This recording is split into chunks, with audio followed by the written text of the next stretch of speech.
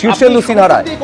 ভারতীয় সংবিধানের 178 এবং 208 নম্বর অনুচ্ছেদে স্পিকারের সেই জায়গায় বিধানসভার অধ্যক্ষ হিসেবে পরিচালনার ক্ষমতা আছে।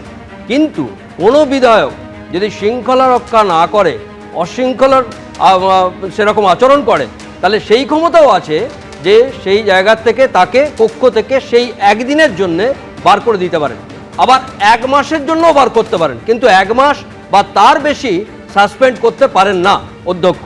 আর আরেকটা জিনিস দেখতে হবে যে সেই সময় যদি সাসপেন্ড চলাকালীন তিনি কোনো বিধানসভার কোনো প্রস্তাব পাশ করতে পারবেন না, কোনো প্রশ্ন করতে পারবেন না, কোনো মিটিংয়ে কোনো যোগদান করতে পারবেন না, সেটা যেমন আছে, তেমনি কোনো যদি সেই হিসেবে তাকে যখন বার করে দেওয়া হয়, তিনি যদি নিজে না যান, তাহলে মার্শাল দিয়ে, যেটা আজকে হলো, মার্শাল দিয়ে বার করে দেওয়ার ক্ষমতাও আছে।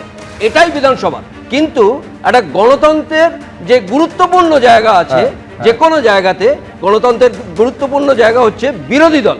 বিরোধী দল যদি না থাকে, তাহলে সেই জায়গাতে কোন কোন জিনিসগুলো ঠিক ঠিক সঠিক কি নিরপেক্ষ, সেই জায়গাগুলোকে সজাগভাবে দেখিয়ে দেয়া মানুষের যে প্রতিনিধি হিসেবে তারা সরকারকে আয়না দেখানোর কাজ এই বিরোধী দলগুলো করে, কিন্তু সেই বিরোধী দলের মধ্যেই যদি এই ধরনের ছবি বিধানসভার অন্দরে দেখা যায়, তাহলে সেটা নিঃসন্দেহে একাধিক প্রশ্ন জন্ম দেয় এবং আলোচনার অবকাশ রাখে।